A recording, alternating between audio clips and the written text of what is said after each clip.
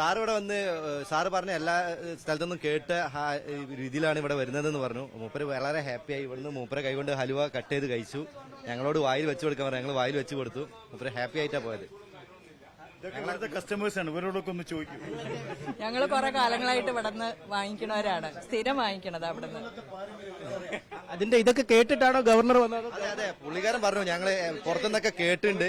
100ാം വാർഷികമാണ് ഇവിടെ നടന്നുകൊണ്ടിരിക്കുന്നത്. 100ാം വാർഷികത്തിലേക്ക് പോകുന്നത്. ഇതിന്റെ 100ാം വാർഷികം 100ാം വാർഷികമാണ്. ആ സമയത്ത് തന്നെ പുള്ളിക്കാരൻ ഇവിടെ എത്തിയതും നമുക്ക് ഹാപ്പിയായി. സാറ് ഇവിടെ വന്ന് ഞങ്ങളൊക്കെ കണ്ടതും സാറ് ഇവിടെ വന്നിട്ട് വന്ന് കട്ട് ചെയ്ത് ഹലുവ കഴിച്ചതൊക്കെ ഞങ്ങൾക്ക് ഭയങ്കര ഒരു ഹാപ്പി ആയി, ഒരു സർപ്രൈസ് ആയി പോയി. കോഴിക്കോട്ടെ ഏറ്റവും പഴയ കട ഞങ്ങളെ ശേഷം എല്ലാവരും ഉള്ളൂ. കട ഒന്നല്ല, പഴയ കട ഇതാണ്. അദ്ദേഹത്തിന് അറിയാമായിരുന്നു. അതെ, അദ്ദേഹം അറിഞ്ഞുകൊണ്ടാണ് വന്നത്. അദ്ദേഹം പറയുകയും ചെയ്തു ഇവിടെ വന്നപ്പോ. ഞാൻ എല്ലാ സ്ഥലത്തുനിന്ന് കേട്ടൊരു കടയാണ്. അദ്ദേഹം എടുത്തത് അദ്ദേഹം എടുത്തത് ഗോതമ്പിന്റെ ഹൽവയാണ് അദ്ദേഹം കട്ട് ചെയ്ത് കഴിച്ചത്. കണ്ടിരുന്നു, ഞങ്ങൾ കുറച്ച് അപ്പുറത്തുനിന്നാണ് കണ്ടത്. ഞങ്ങൾ ഇത് ഇവിടേക്ക് വേണ്ടി വന്നതായിരുന്നു. അപ്പോഴാണ് ഗവർണർ ഇവിടെ എത്തിയിട്ടുണ്ട് എന്നുള്ളത് അറിഞ്ഞത്.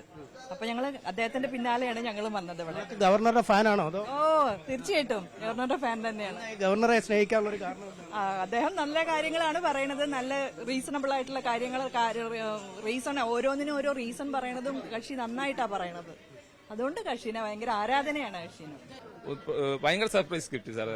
ഒന്നും ഭയങ്കര സന്തോഷം പറഞ്ഞറിയിക്കാൻ പറ്റില്ല. നിങ്ങളാണ് ഇവിടുത്തെ ഏറ്റവും പഴക്കമുള്ള. അതന്നെ സാർ, പഴയ കടയാണ് ശങ്കരൻ ബേക്കറി സാറേ. കടപ്പമണിയിൽ ചന്തക്കുട്ടി ശങ്കരേട്ടൻ എന്ന വ്യക്തി കടപ്പമണി ചന്തക്കുട്ടിനെ ബിസിനസ് ഏൽപ്പിച്ചതാണ്. അങ്ങനെയാണ് സാർ ഈ ബിസിനസ് മുന്നോട്ട് കൊണ്ടുപോകുന്നത്. ഇന്നും ആ പഴയ ഓർമ്മയിലായിട്ടാണ് ആൾക്കാർ എത്തിപ്പെടുന്നത് സാർ. ഇവിടെ അന്ന് എങ്ങനെയായിരുന്നു സാർ വന്നിട്ട് ഇവിടെ എനിക്ക് ആദ്യം ഒരു മുത്തം തന്നു സാർ. ഞാൻ പ്രതീക്ഷിച്ചില്ല. അത് കഴിഞ്ഞ് സാറ് അലുവ കഴിച്ചു. പിന്നെ സാറിന് അലുവ കട്ട് ചെയ്തു സാറ്. ഫുൾ ഹാപ്പിയാണ് സാറേ. അദ്ദേഹത്തിന്റെ ഈ വരവിലും വലിയ സന്തോഷം ഉണ്ടായിരിക്കും അല്ലേ?